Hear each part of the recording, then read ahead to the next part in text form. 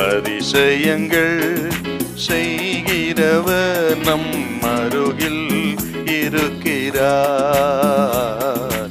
அற்புதங்கள் செய்கிறவர் என்றும் நமக்குள் வசிக்கிறார். யாத்திராகமம் 4:10.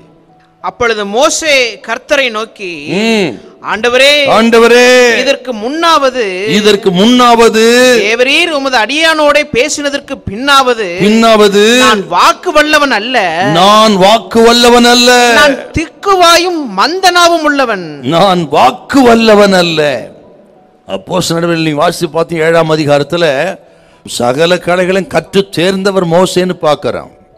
40 வருஷம் மீதியான் தேசத்து வனாந்தரத்துல மாமனாருடைய ஆடுகளை மேய்த்து கொண்ட பொழுது எல்லாவற்றையும் இழந்துட்டார். நான் வாக்கு வல்லவன் அல்லன்னு சொல்றாரு. ஆனால் கர்த்தர் சொல்லுகிறார், நான் இருக்கிறேன். என்ன அருமையான ஆண்டவருங்க. நான் அல்ல, எனக்கு ஒன்றும் தெரியாது, எனக்கு பலன் இல்லை, ஞானம் இல்லை என்றெல்லாம் சொல்லுவது கர்த்தர் இருக்கலாம். ஆனால் நான் உன்னோடு இருக்கிறேன், நான் உனக்கு வாயாக இருக்கிறேன், நான் உனக்கு பலனாக இருக்கிறேன், நான் உனக்கு சக்தியாக இருக்கிறேன், உதவியாக இருக்கிறேன், நான் இருக்கிறேன், ஏன் பயப்படும்? என்ன அருமையான ஒரு வார்த்தை. இதுல அர்த்தம் என்ன? நான் அல்லன்னு மோசே சொல்லும் போது நான் இருக்கிறேன்னு கர்த்தர் சொல்றாருன்னா என்ன அர்த்தம்? மோசே, இந்த கோலை சர்ப்பமாக்கின நான் உன்னை கொண்டு நான் எகிப்து தேசத்தை விடுதலையாக்க மாட்டேனா? மோசே, குஷ்டரோகத்தை சொஸ்தப்படுத்தி காண்பித்த நான் இந்த திட்டத்தை நிறைவேற்ற உனக்கு பலனை கொடுக்க மாட்டேனா? மோசே, தண்ணீரை ரத்தமாய் மாற்றக்கூடிய வல்லவராகி நான் இந்த திட்டத்தை உன்னை கொண்டு நிறைவேற்ற மாட்டேனா? ஏன் அஞ்சுகிறா? ஏன் பயப்படுகிறா?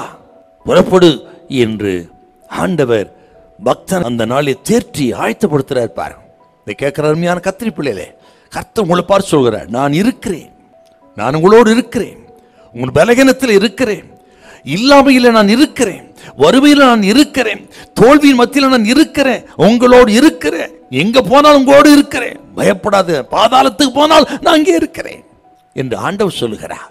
உங்களை பார்த்து சொல்லுகிறார். இப்படி மோசேக்கு 2 அற்புதத்தை காண்பித்து தண்ணீரை ரத்தம் மாற்றுவேன் என்று சொல்லி வாக்குரைத்த தெய்வம் உங்களுக்கு அதைத்தான் சொல்லுகிறார். பயப்படாதிருங்க, அற்புதத்தை செய்வார். தைரியமா இருந்து ஆண்டவரை நம்பி உங்கள் விசுவாசத்தை கர்த்தர் பேரில் வைத்து விட்டு அவரை சார்ந்து கொள்ளுங்கள். புறப்பட்டு போக அந்த காரியத்தை செய்யுங்க. தைரியமாக முதலடின்னு எடுத்து வைங்க. கர்த்தர் கிரியை செய்வார். யோர்தான் 2ஆக பிளக்கும். ஒரு அற்புதம் நடக்கும்.